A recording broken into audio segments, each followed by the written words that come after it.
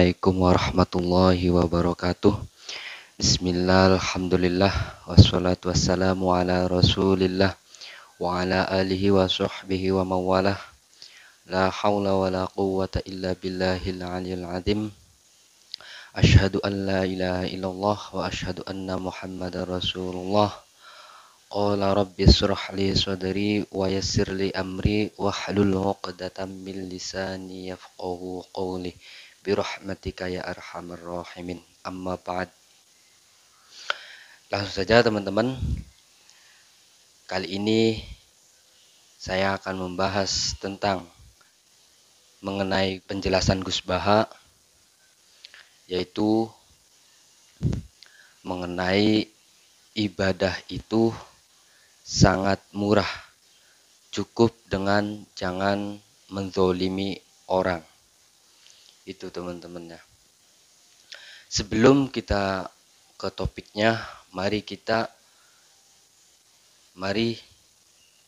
bantu saya untuk mengembangkan channel YouTube ini yang insya Allah bermanfaat, berkah untuk saya dan untuk kalian semua teman-teman ya.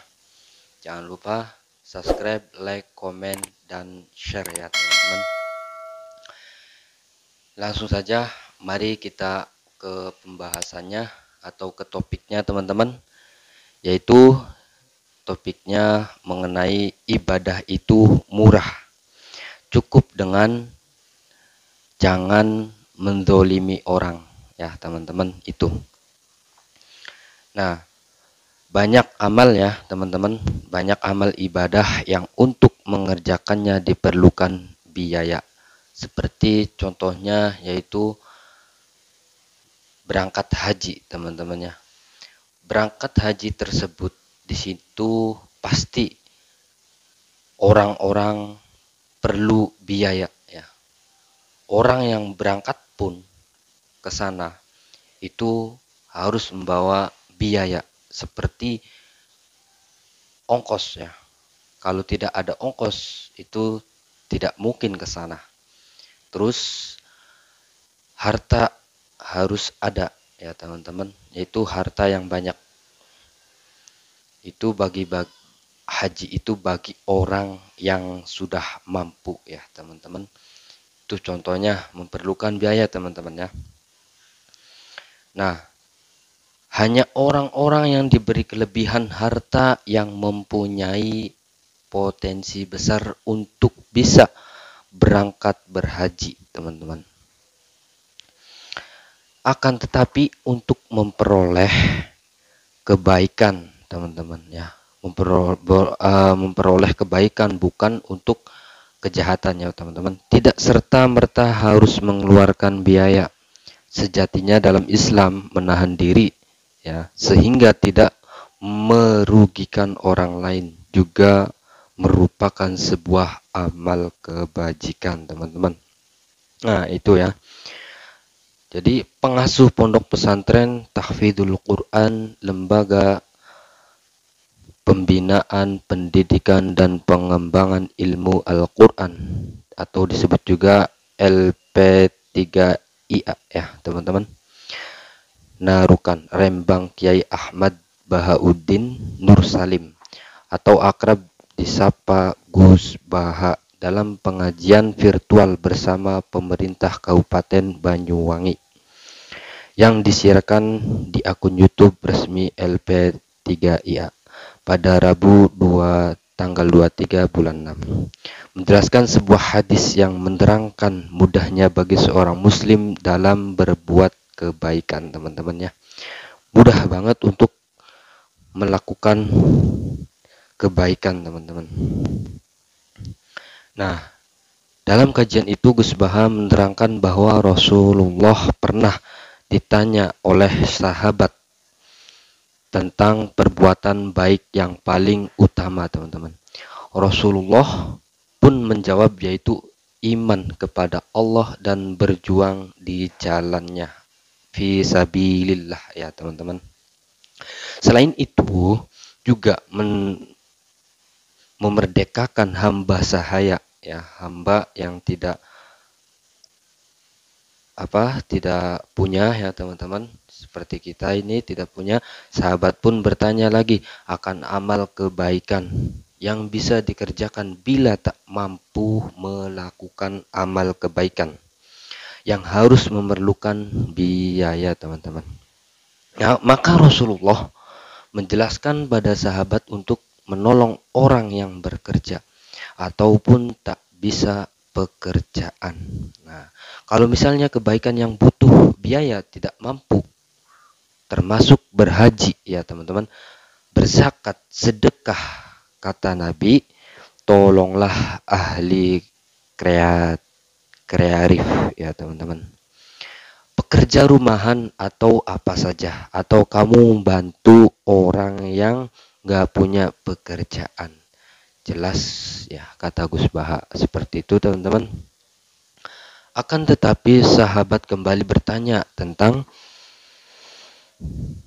kebaikan lainnya yang apabila kebaikan yang berupa menolong orang lain pun tidak sanggup dilakukan. Rasulullah menjawab, takuffu syarraka anin nasi fa innaha shadaqatun minka ala nafsik. Tahanlah keburukanmu, jangan sampai mengenai orang banyak.